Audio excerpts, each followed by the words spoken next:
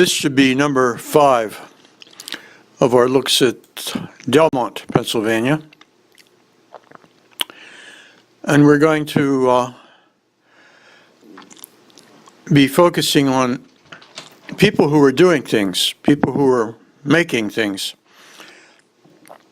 Our contemporary perspective is quite a lot different. We usually live somewhere, and the things that we use are from somewhere else. I mean, so much we use is from China nowadays. And there was a time when people made things right where they were living, sometimes right in their house.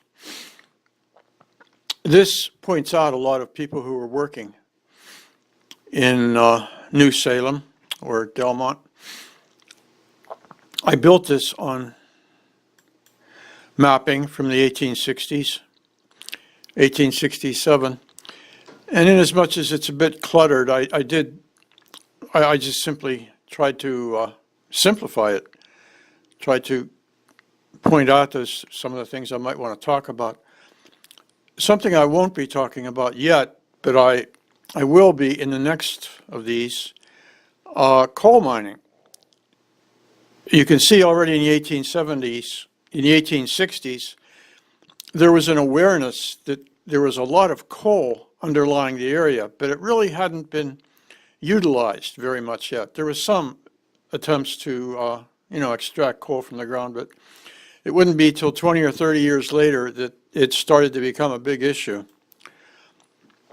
And this is, again, my attempt to try to sort out things a bit and show you things that were happening as far as production, people making things. First thing we'll see was a guy named Ernest, Jacob Ernest. Jacob Ernest was a gun maker. He was a gunsmith. His son, Albert, was a wagon maker. And we'll get to see his shop. His place is still there. It says built in 1827. And that is, or was, Jacob Ernest. He was an older fellow, obviously, when this picture was taken. And there was a place right down the street from where he made guns that you could get your picture taken, surprisingly. That's his place now. And there aren't a whole lot of places from 1827 that look like that. That looks pretty good.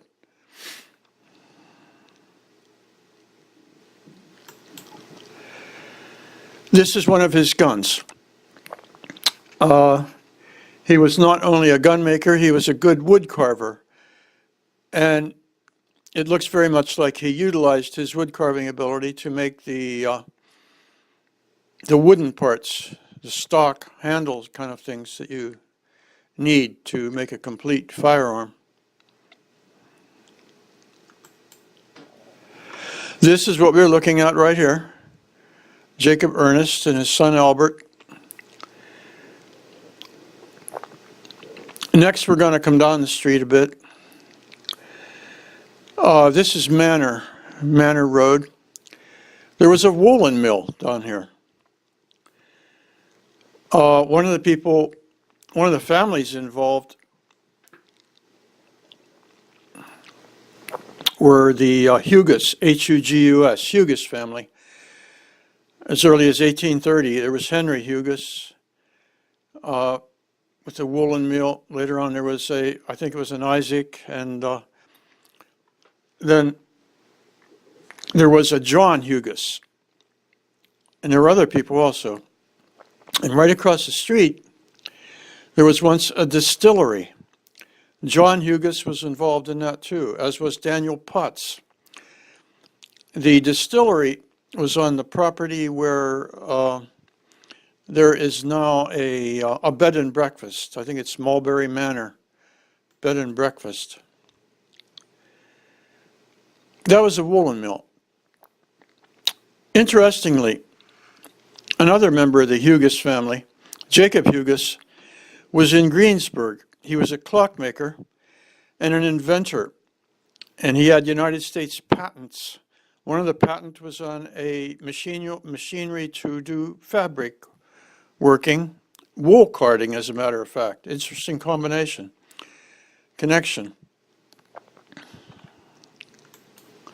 And across the street was the distillery where John Hugus and Daniel Potts, for about 4 years, made hard liquor. And in the upstairs, there was a woolen processing operation going on. And about 1873, that all ended because there was a bad fire there, and it was not continued. This is where we're looking at, right down here. And we'll move up now to things up in this area. Right before we do, I just want to point out that over in this area, there was a brick-making operation. Not just brick-making, but there was an ice pond that in wintertime they would cut the ice off it and sell the ice to people who had ice boxes. This was before they had refrigeration where they could make ice in the summertime. They had to make it in the wintertime on the pond and keep it in an ice house until hot weather. Up here, you can see things like, here is a Klingensmith fellow. He was making agricultural instruments right here on one of the main streets. The kind of things that the farmers needed to plant their corn and harvest their wheat, the wagons they needed to haul it in, all the kind of things that farmers would need. Right across the street was a guy named Carson who had a harness shop, making harnesses for horses and mules, various kind of things. And these guys often made saddles too. Here's a guy, Linson Bigler out here, Linson Bigler. He was a blacksmith and also a machinist. Incidentally, the blacksmith shops were often the places that eventually became this town garages when cars became a thing that was important. Here's a cabinet shop. It was a woodworker making cabinets. Here's a tannery in town here. Here's the guy down here. He was the photographer, right down the street from Ernest, the gunsmith. And up here, another cabinet shop. Here's a guy, Horbaugh. He made works in marble. He was a marble carver, probably making the tombstones and the marble sills and things for brick houses, sometimes which would use marble. Out here, again, we see this was John Hugus and Daniel Potts. They were involved in a sawmill run by steam, the Walton House Hotel. And here we have the saw and grist mill. This was, at that time, the mill of John Hugus. And here it is.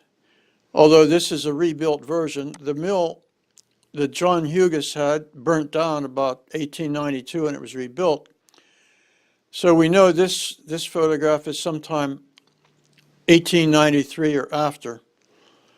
We know it's after that because here's a pole down here that was carrying wires for electricity.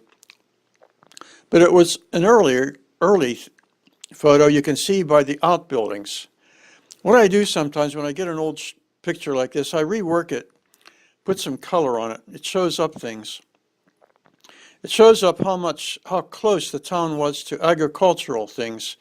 These are farmers' fields out here. And a lot of the buildings you see down here, the outbuildings, are barn kind of things that would have been used for animals and, the storage of hay and grain. Back up on Main Street, this is a building that was once in the basement, in the ground floor. There would have been a saddler down here. There was also a wheelwright who made wheels and repaired wagons, and there was a big door that you could drive a stagecoach or a wagon right in there and fix it. This is on Main Street. It was known as the old Bush House, and it's used in a way to kind of memorialize or remember the history of the area. It sits right on the edge there of the Shields Farm, which is now a public recreation area where they have events yearly. And I think we've said enough now, and I'm going to say so long until next time. Bye.